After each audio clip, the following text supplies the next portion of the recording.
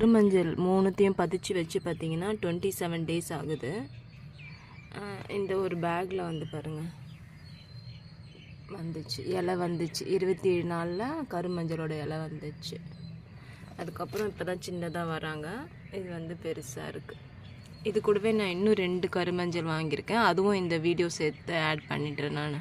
வாங்க அதையும் நம்ம நட்டு வச்சுக்கலாம்.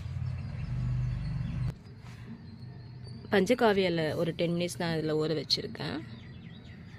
நல்லா மழை வந்துருக்கு.